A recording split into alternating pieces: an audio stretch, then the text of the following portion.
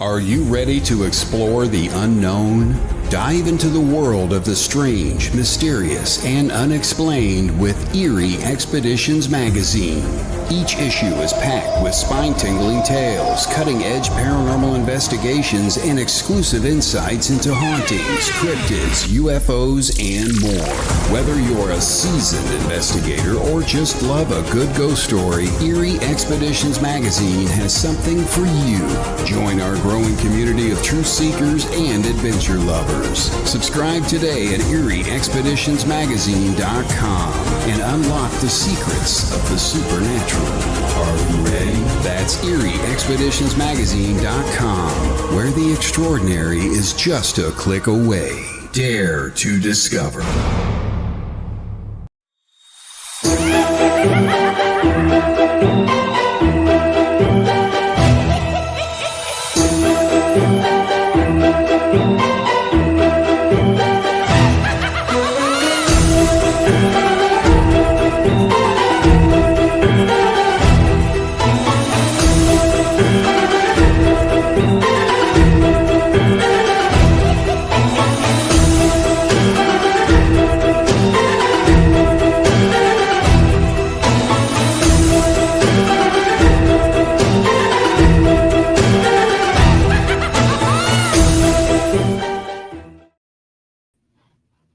Welcome to this episode of the Gateway Podcast, broadcast live from the edge of the Mojave, where the strange slips through the cracks.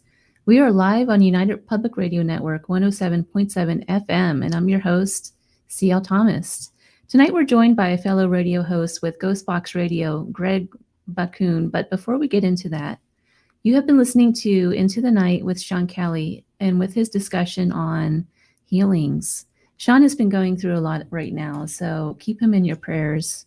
And if you missed him, check him out on Sundays as well. I think he's coming back on Sundays at 5 p.m. Pacific. It's currently 77 degrees here in the Mojave. So I'm back from a 3-week travel event. I am recovering a bit. I'm kind of tired from going all over the place. I started out in New Orleans and went all the way up into Chicago, and I stopped at a whole lot of different places, all the way out through the Midwest, up to Mississippi. So I am home throughout Halloween, and then I'm going to be heading back again. I'm going out of the Rocky Mountains this time.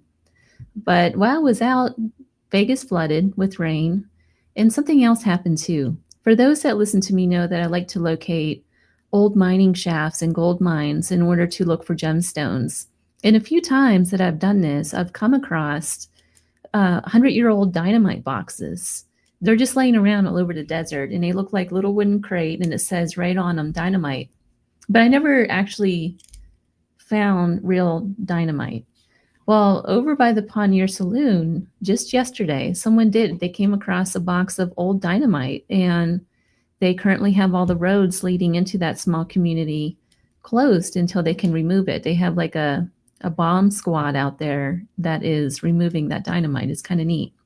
I never thought about that stuff could possibly still be hot after all of these years, but I have heard of Civil War cannons and things like that, but it's pretty interesting.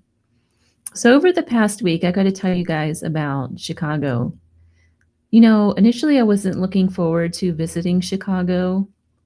I've met a lot of nice people over the years. A few bad apples, but for the most part, everybody that I've met from Chicago has been really nice. But I just wasn't, I don't know, I don't really like those bigger cities like that, and I just wasn't looking forward to it.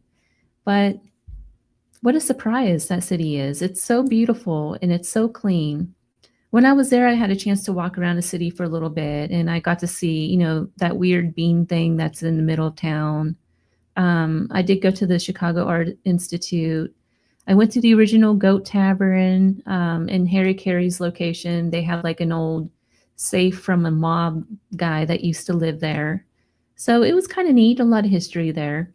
My flight on one of those days, on my return flight, got canceled. And so I was moved to a standby the following night. And so I had like an entire afternoon.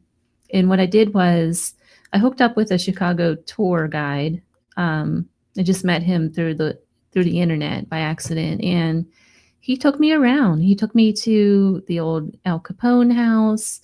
He took me to the parking lot where Valentine's Massacre occurred. It was really interesting. What a lot of neat history. I could see why the town of Chicago, though, kind of tried to cover everything up. So where the Valentine's Massacre, it used to be like a garage, and there's a building right next to it. And you can still see the tar line where the old building existed, but now it's a parking lot because nobody apparently will build on that. And the old El Capone house is empty. It's abandoned. It's just sitting there. It's like nobody wants anything to do with the mob history of Chicago. But anywho, over the past few weeks, I did stop following a lot of the paranormal events, and this is going to lead me into our topic tonight. To be honest, it's gotten a little old, a lot of this stuff. I really lost interest in it, and it just seems like it's become nothing more than a group of people trying to earn a living. There's nothing paranormal anymore about it, which leads me down this rabbit hole of the Conjuring house. I did have another guest on tonight. I did bump them because I wanted to talk about this. And what it was is I saw this little badge. I'm going to put it up here. I saw this badge of honor. I helped save the Conjuring house. So listen, this is going to be my opinions. So I just want everyone out there to know these are my opinions. My guest is coming on here. We're going to discuss this. It's his opinions too. We're not attacking anybody. I just got to throw this out there. But you know, it just deserves some discussion for many, many reasons. So joining me tonight is Greg Bakun with GhostBox Radio. So let me get him on here. Hi, Greg. Welcome to the show. ICL, happy 100 episode. Yes, I forgot to mention that. I'm so stirred up about other things that I forgot to mention. This is my 100th episode. Mm-hmm. Who would ever thought? That's cool. So you and I have discussed this Conjuring house thing that's going on. Mm-hmm. And, you know, there's the badge of honor. Everybody has this right now on their website. It's everywhere. This is going around. The Conjuring house. Together we can make history.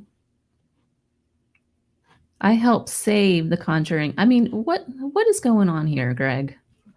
It's an interesting thing, and I think there's so many pieces to this, but one of the things that you and I had talked about, and I posted on my social pages, and it got some pushback on it. Fair enough.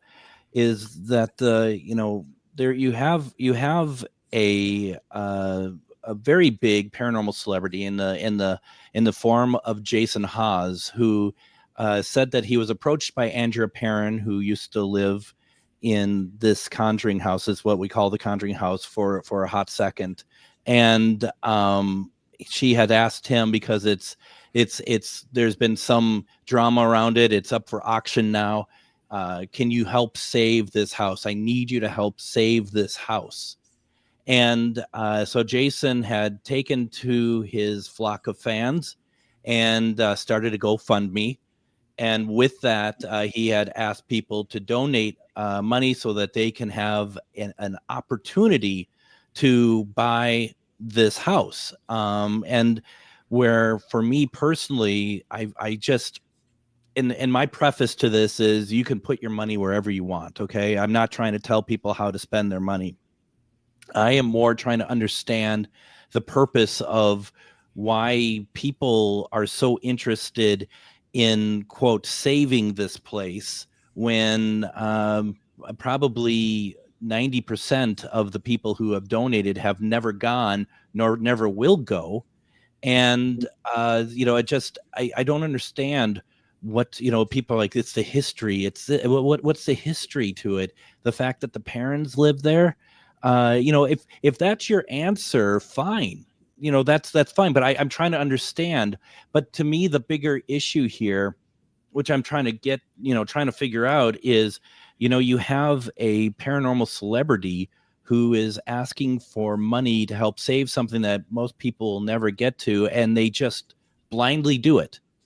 And I wonder why that is. And I also just think that really, to me, sums up the current situation of the paranormal field, where we're not really talking about paranormal anything anymore. If you talk to me, what you say to me, what is the paranormal field? To me, it's like, well, basically what I see is people going to conventions, and most of them are worshiping celebrities, and very little of it has to do with any sort of paranormal research or helping people with spirit. And that's a very generalized thing, but that's, if you're looking at Facebook, and I, I'm sorry to say, if you go on Facebook and you see all these paranormal conventions, and say that you just came down to Earth on the planet Zob, and you looked at these convention posters, you would think that there's only 7 people in the entire world that do paranormal, because it's the same people going out to these conventions week after week, when there is hundreds of wonderful people who do wonderful research, and they're completely ignored.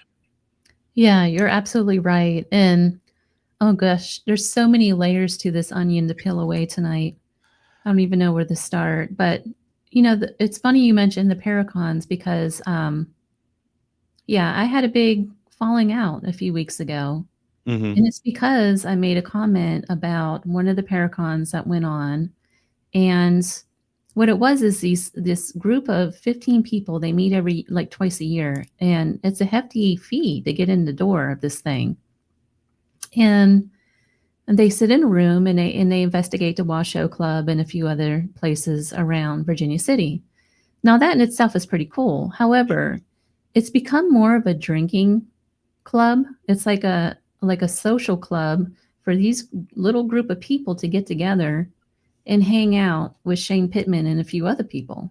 Mm-hmm. I'm going to name drop, because I just really I don't care anymore. I'm just going to do it. But yep.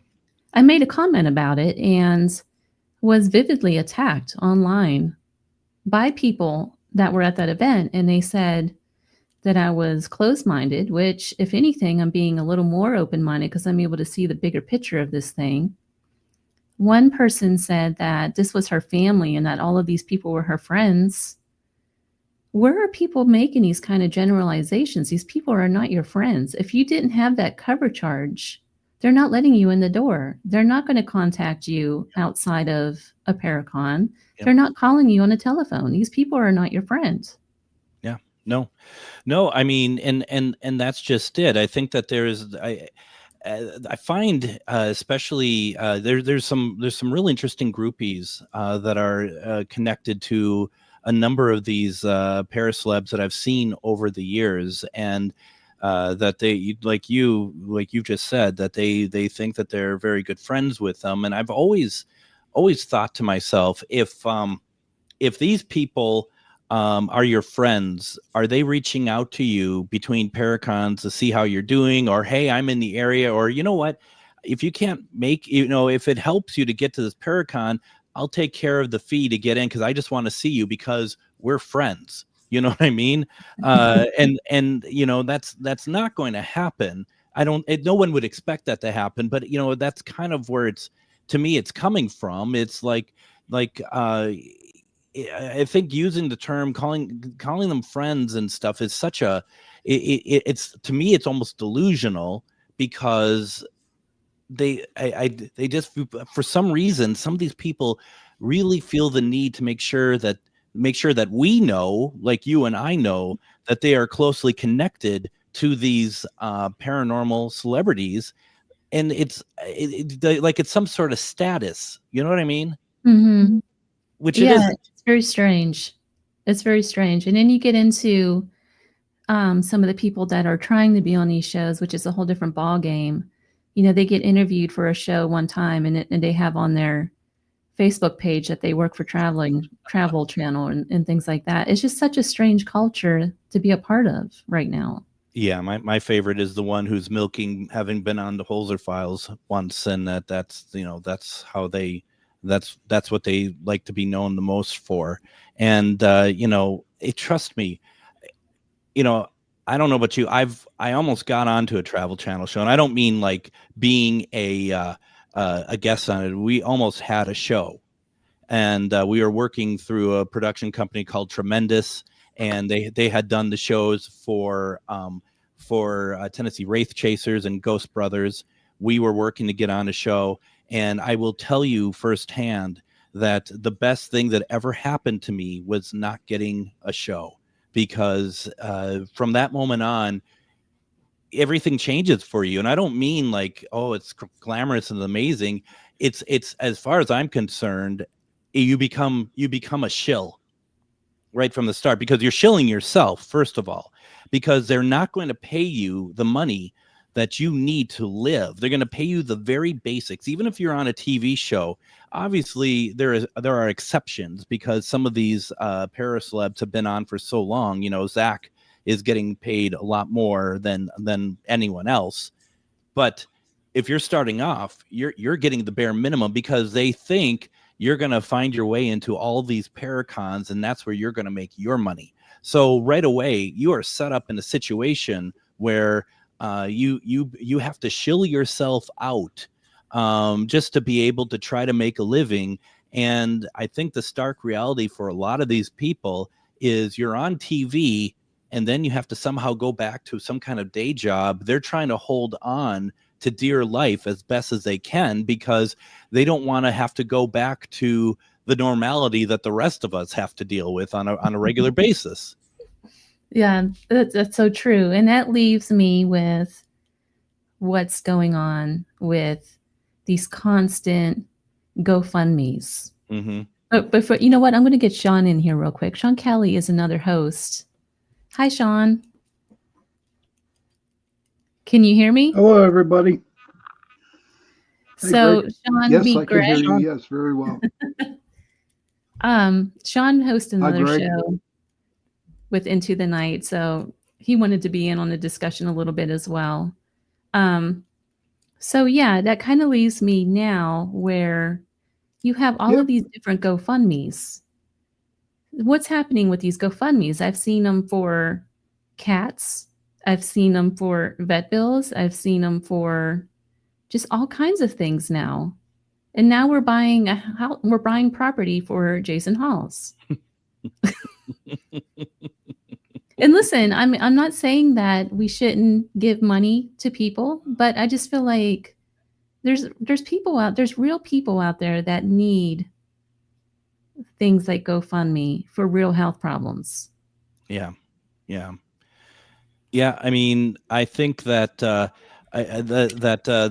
the thing, that it's like trying to figure out, you know, if especially if you're one of those people who really, I'm going to even go as far as say worship some of these para-celebrities, you're not going to have the discernment to be like, is this really? They're assholes.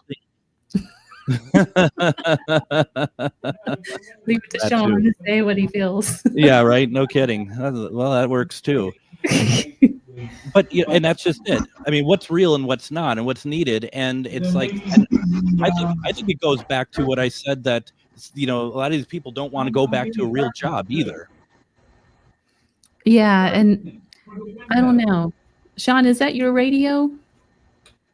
No, I don't think so. It's my brother talking. Can you hear him? Do you hear it still? Yeah, he's a little loud. Yeah, but that's my brother. I'm sorry about that, everybody. Here, I'll set this. Go ahead. The thing of it is that there's a lot to unravel with this, and I kind of lost my train of thought on it. But there's a difference between, like you said, there's a difference between the entertainment side and then the real paranormal. And I feel like those lines over particularly the last year, after all these shows got canceled, all of the GoFundMes revved up, the Paracons revved up, as all these guys, like you just mentioned, are trying to support themselves because they lost whatever little income they had from these shows. So now they're just trying to sustain themselves and keep this thing going to keep them on television and keep them in celebrity status. So there's that. And I feel like it really blurs the lines between entertainment and the real paranormal and real researchers that are out there. Because now there's no floor for the people who actually do research. It's nothing but these TV celebrities that are trying to make a living. They have a monopoly almost now on these paracons. Yeah, they really do. And I think the thing with them is that, I was thinking, you know what? Why don't we all pitch in and put a go? What did he say? I don't know.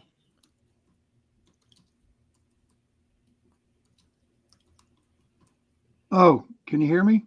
No, you faded out. You seem to be like behind us, like audio wise, I think, a little bit. All right. It was a pleasure, Greg. That's my computer. I'm going to get Greg on my show. Please tell him that. You hear that, Greg? You're going to go on his show.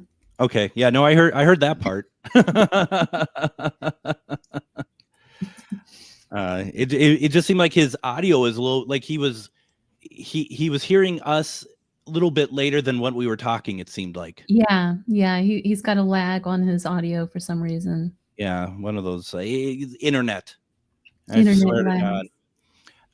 I was just going to say though that basically that when all these GoFundMes and stuff, it's I think the thing that's really frustrating about it is that there might be some GoFundMes in there that are that are legit, that people really need, but when you get the onslaught of them, and it just seems like that they're they're not all for like stuff like what I would consider. I think that's where I would do GoFundMes if my health was an absolute peril and I couldn't possibly pay for all the bills or whatnot.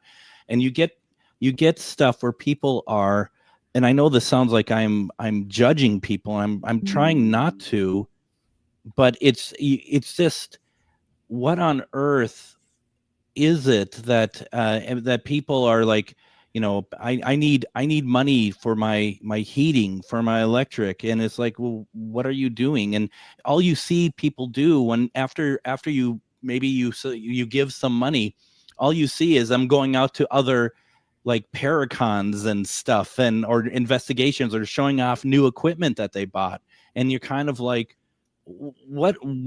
So you could do that, but you said you needed help for just like cat bills or whatever else. That's the part that's really kind of hard to be like, for me to be understanding about, I guess.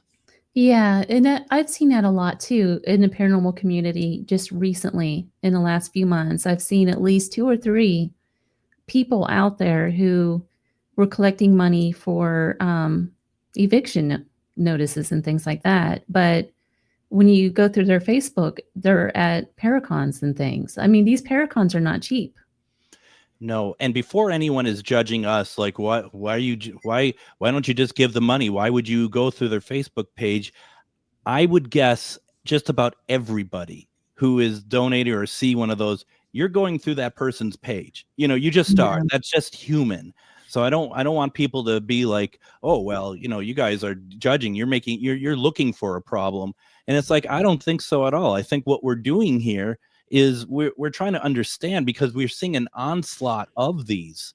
It's not 1 or 2. They're constantly coming up in different ways. So what is it that, if I'm going to put money in, I kind of want to see, the bigger picture as well.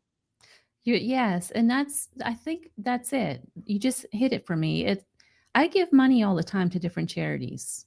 So it's not like I don't give to anything. I give a lot of money, actually. Probably more than at least 15% of my income I give out to other causes. But those causes are people who are really in need. They're people in my community. They're people, like for Christmas, I always adopt a family and purchase, toys and things for the kids because the family can't do it. So it's not that I don't give money. So I hope people don't hear that. That's not what I'm saying. It's just when you see these kind of things out constantly like this, where people are making poor judgments maybe, or I don't know. And that goes back to this whole paranormal thing where people are almost like worshiping these celebrities. And I think what we're kind of dancing around a little bit is that I think we are feeling like there are certain, and I don't mean all, but there are certain people doing these that are using their celebrity influence to influence other people to put into Yes. their GoFundMe or whatever money making thing that they're trying to do, and that's fine, but it feels like, there's that is just the whole goes back to, why are we doing so many GoFundMes if you're having trouble making ends meet and you're a para-celebrity? You may want to try to find a job. I'm sorry.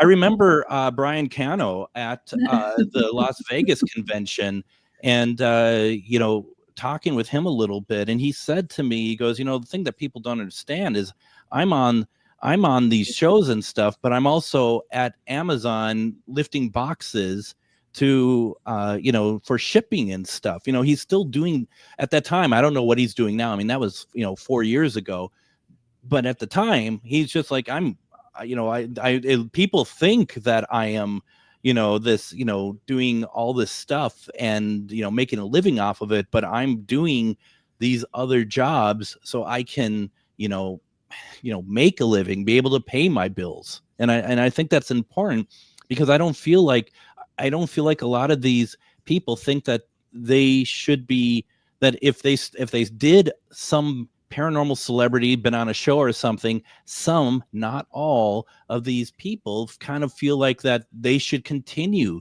to live that lifestyle, even though that boat has shipped now about 3 years ago. More like 5 years ago. Yeah. If you really think about it. Yeah, there's a couple out there with GoFundMes. One guy lives in a 4-bedroom house, and he drives like a really nice car, and he's living off of GoFundMe. I mean, why are you not downsizing at least? Mm-hmm. And I'm not trying to be judgmental about this. I'm just being realistic.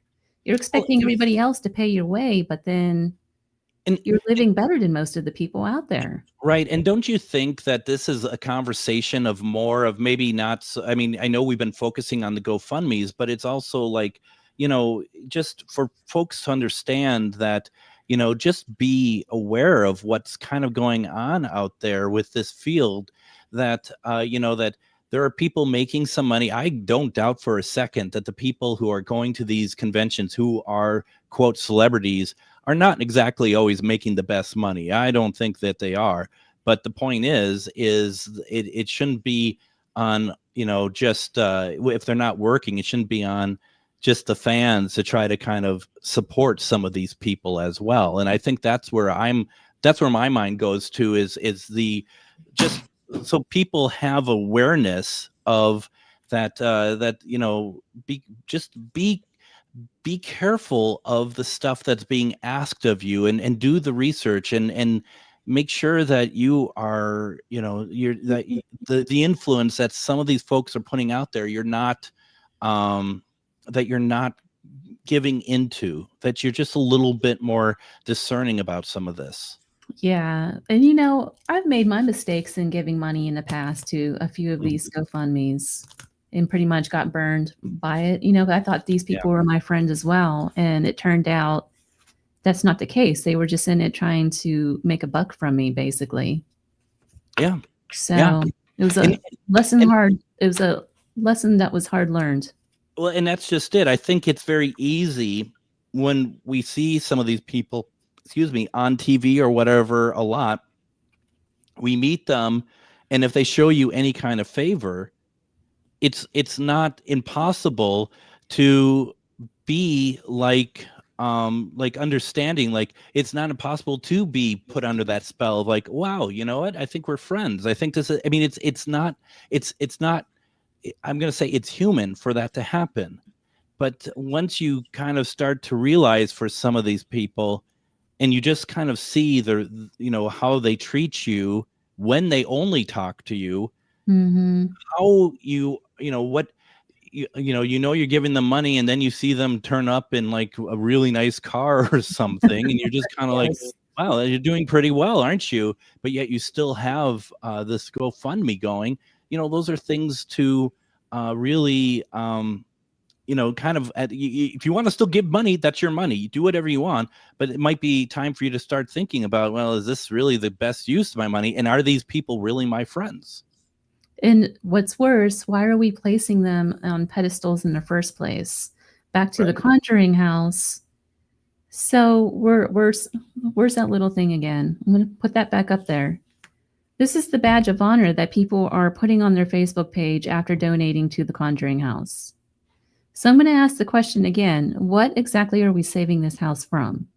Is it from being owned by anybody else other than Jason Hawes? Because that's what it feels like. That's where I'm at with it. And, you saw my post on my Facebook page. I did a number of posts asking the same question of like, what is it that, I don't understand what the purpose of what this is. Down to the point, and I understand that it's been described a little bit better, but I'm not saying that it's a great response, but when it started, there's questions like, what if you don't get the money, enough money? Is there a rebate? Is there a refund, or is that money going to be redispersed? And no one could answer that right away. Who's in charge? Is it Jason Hawes that owns it? Is there going to be a group of people that he's going to trust to own it? Nevertheless, where does any profit go to this place? Because it will make a profit eventually. And that's the sort of thing that I don't understand. And once again, people are like, it's so important to save this house. I don't understand why, and I'd love someone to explain it to me. And I'm not saying that because I'm trying to be a jerk about it. I'd like to understand, because at the end of the day, the thing that I kept telling people is, if you're going to do that, if you're going to put money to the Conjuring house, would you please consider also giving some money to a local paranormal location of your choice, because they need the money too, and they don't have a Jason Hawes to speak up, only because he's had dealings there. His daughter has had dealings there. Mm-hmm. Andrea Perrin has reached out to him. I think that's the problem, is that Jason Hawes is going to own this house. You're essentially buying property for Jason Hawes. Yeah. I'm just going to put it what it is. You're buying property for Jason Hawes. I mean, the person that just donated $100,000, I mean, it's your money. By all means, do whatever you want with that. But is that just so you can wear this badge that you donated to Jason Hawes? Or are you going to own like a timeshare in this where you get to investigate anytime you want? Yeah. How does this work for those who do give money to this? Absolutely. And that's the thing that, and I understand for the people who are giving like $10, $15, it's not a whole lot of money to just say, yeah, I did my part in putting money towards the Conjuring house. But what about those people that are putting 5, 10, 15, 20,000, 100,000 into this? You can't tell me that you're not looking for some sort of, some kind of notoriety out of this, some kind of notice. Maybe you're looking for a time slot for TV or something. I don't know. That, and which is funny because there is no TV. There's that streaming service that everyone thinks they're going to be. Right, exactly. Did I just say that? Oops. Yeah, but there's 2 of them that are going. Yeah, I'm kind of over that scene too. But right, and the thing, it's like, or are you going to just you're buying favor with Jason Hawes and the community? And once again, you're buying friendships. That's what you're trying to do. And to me, it's all very hollow. And once again, I think about places in Minnesota where I am that no one knows about, no one gives a crap about, but could really benefit from $100,000. But no, the history of the Conjuring, we can't lose that. What is the history, CL? What is the history? Man. Well, I did a little bit of research on this, and I've read Andrea Perrin's books. And I'm just going to throw this out here. I've met her in person. Mm-hmm. She's a very nice lady. I don't have anything, and this is not an attack on her by any means. But I think I think the books are very highly embellished. I think it's just for a movie. I think it's for money. Yeah. I think it's that fine line between entertainment and reality in the paranormal. And unfortunately, I think with the movie deals and all the money that was made over the years on this, I really think that it's just for the movie aspect. And you led me to an author, which I never even heard of. Her name is Shannon, with Paranormal Folklore No More. Is that the name of it? Yep, that's it. Where she does the background research into the main character, Bathsheba. Is that the name of that? Bathsheba. Yep, Bathsheba. Yep. And it's a completely different story. Yeah, very. And I know that Andrea got very, if I'm not mistaken, got very angry with Shannon for coming up, with this falsification of Bathsheba, of being not the nasty witch that the Perrin family says she is, but in fact, someone who, never deserved that sort of misinformation about who she was. And folks, I'm going to ask you to think about this. Bathsheba's been dead for, 150 years more, something. I don't quite know. But imagine someone getting your legacy wrong and is actually fighting to keep it wrong because it makes your story better. That's horrible. That's really horrible. There is no excuse for that. None whatsoever. But unfortunately, and see, I hope I'm not going off the wrong tangent here for you. But no, you know what? I say whatever I want these days, Because this is what it comes down to. You get someone like Shannon who writes this book and writes about Bathsheba that way. And all the people who support Andrea, they don't stop and think and be like, oh, well, okay, I'm going to take a look at that just because I'm curious to know maybe what, is this true or is this a mistake? Or I can read it and make up my mind, and I can still think it's wrong, but I'm going to do it all the same. But instead, you have people, and this goes across all paranormal personalities, they blindly will defend these people without looking at any of the facts.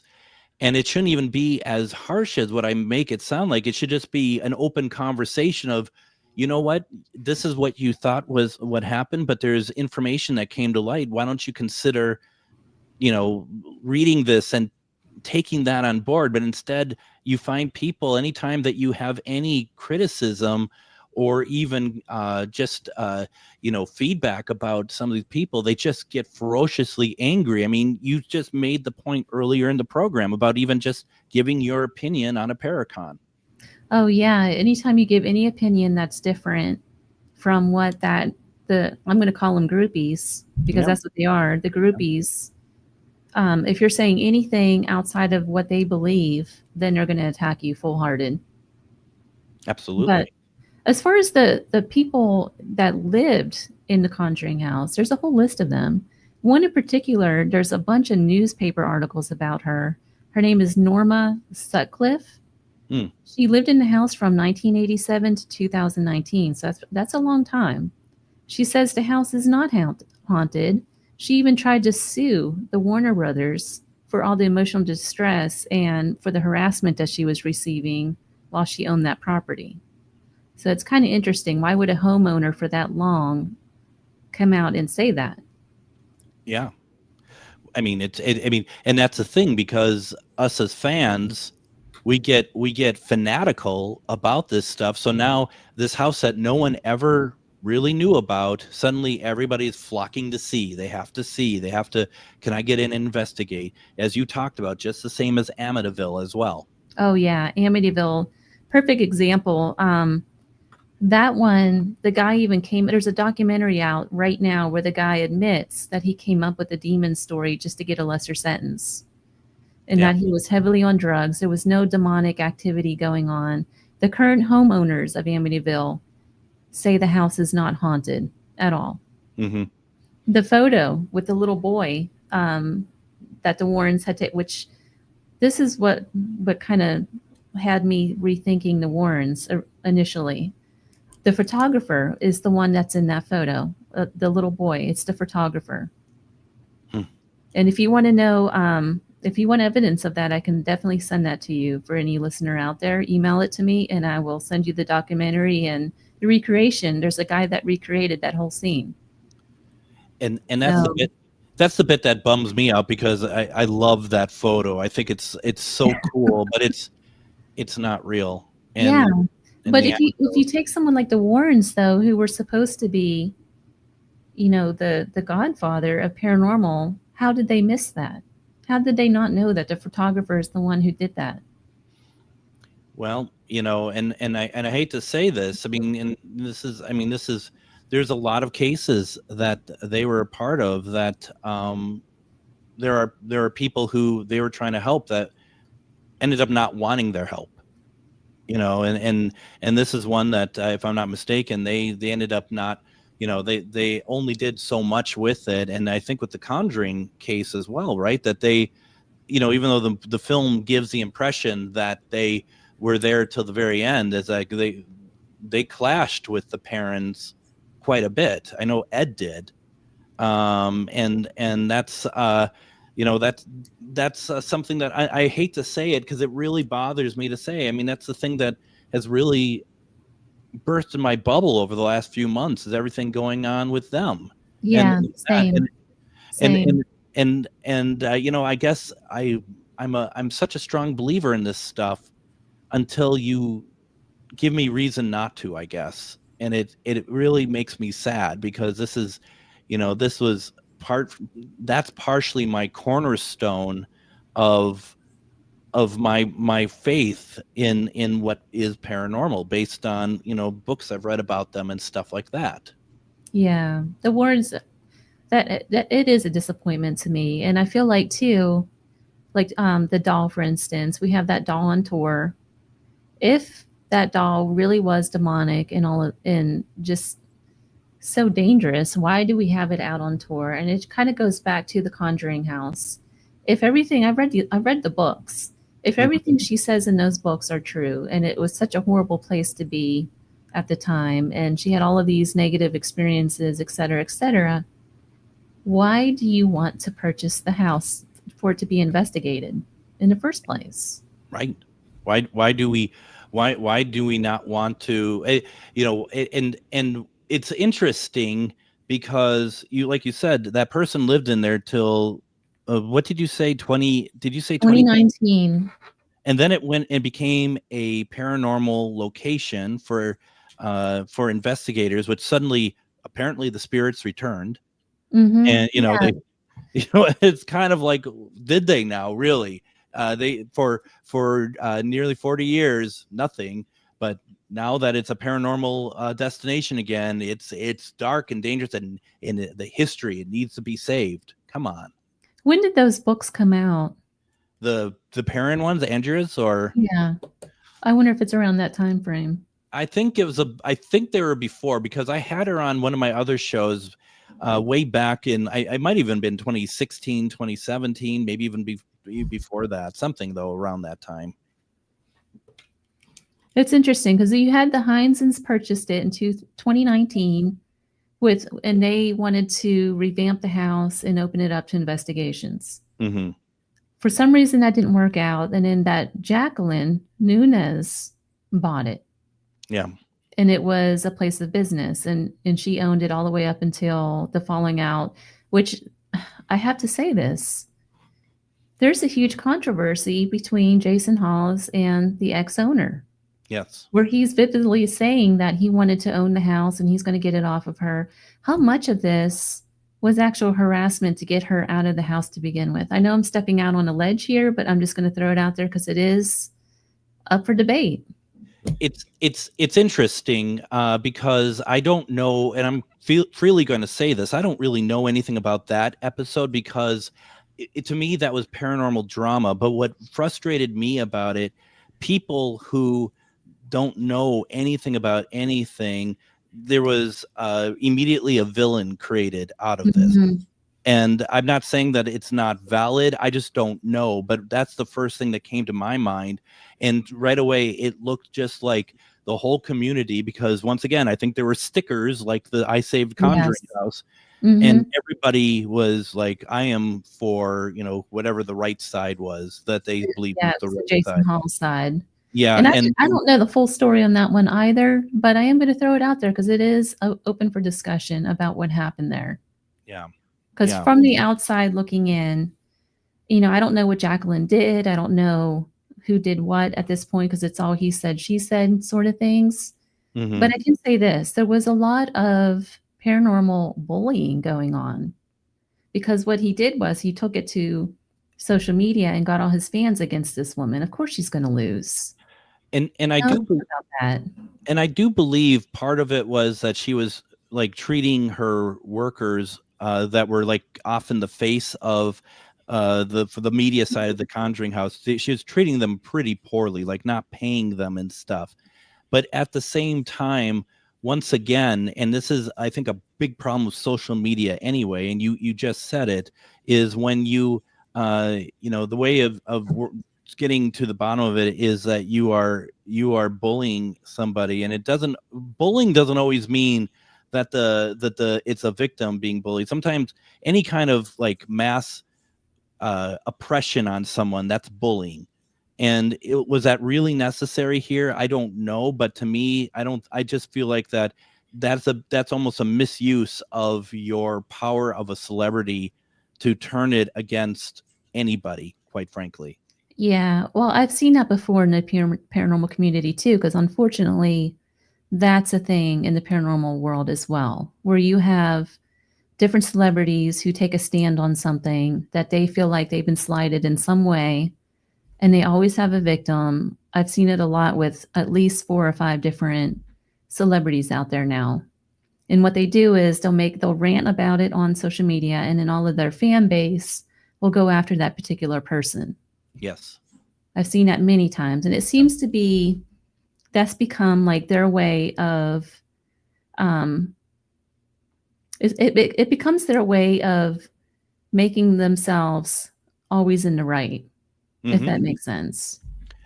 I think it does.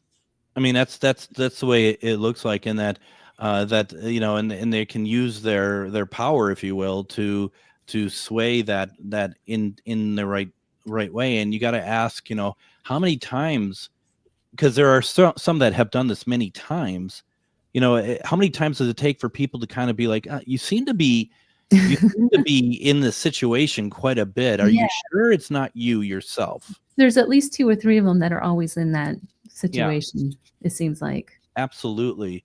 And I don't know about you, but when I have issues, generally I keep it to myself, because I find that when you put someone on blast like that, it doesn't always work. And there has to be a better way. That's the way I feel about it, at least.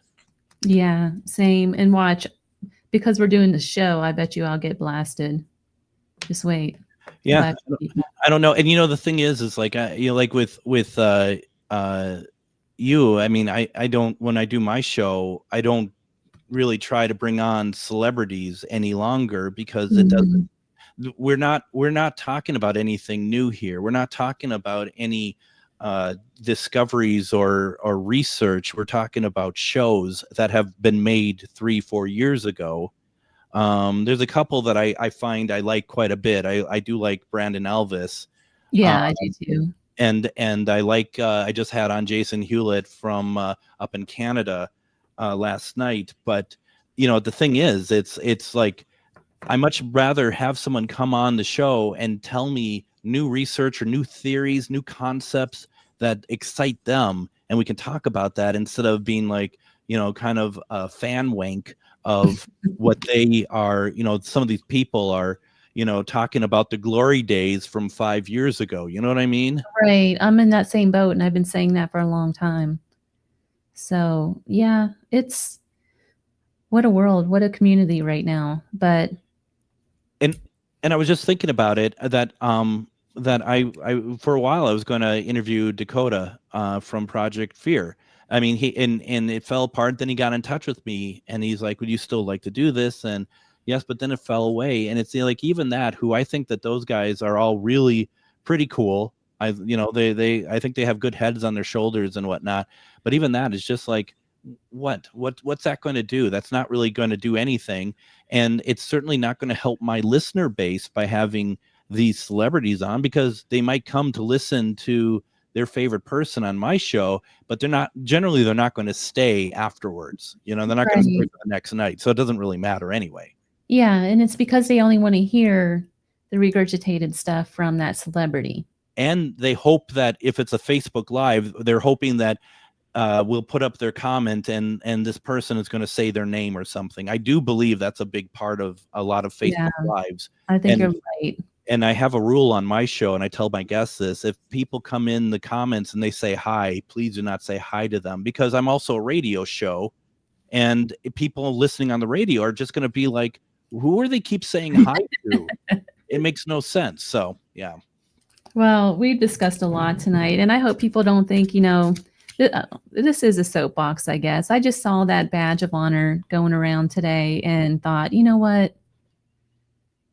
I'm going to go ahead and have a discussion about that. This is just an open discussion. It's my opinions. It's not meant as an attack on anybody else out there. So if you're listening and you think that I'm just a total evil person because I stated my opinions, it's just that. It's my opinions. Yeah, absolutely. So, me too. But Greg, thank you so much for joining me on the show. I can't believe this hour already is gone, just like that. You are the host of GhostBox Radio. Where can listeners find you? You can find me on Facebook, GhostBox Radio with Greg Bakun. I'm on YouTube as well at MN GhostBox Official. And then I'm actually on the air on AM950 every night at 10:05 p.m. And you can go to am950radio.com for the live stream as well. Greg, thank you so much for joining me with this soapbox tonight. I know it was a hard episode. I know we talked about this over and over again over the last couple of weeks, and I just felt like I really needed to discuss some of this stuff that I see going on in the paranormal community right now. Well, thank you for inviting me on to that, and 100 more episodes for you too. Oh, I hope so. I'm definitely going to change, just from what we talked about tonight. No more paracons, no more celebrities for me. I'm going to move into a different direction with this, and stay tuned, because I have a whole bunch of researchers coming on, authors, healers, all kinds of different people that are making their way to the airways coming soon. So, Greg, thank you so much. Thank you. You've been listening to the Gateway Podcast, broadcast live from 107.7 FM New Orleans. If you missed the show, you can catch us again. You can watch the YouTube. I store everything on YouTube, so you can subscribe there and rewatch, or you can just catch me next week. I'll be back again with all new shows and all new people.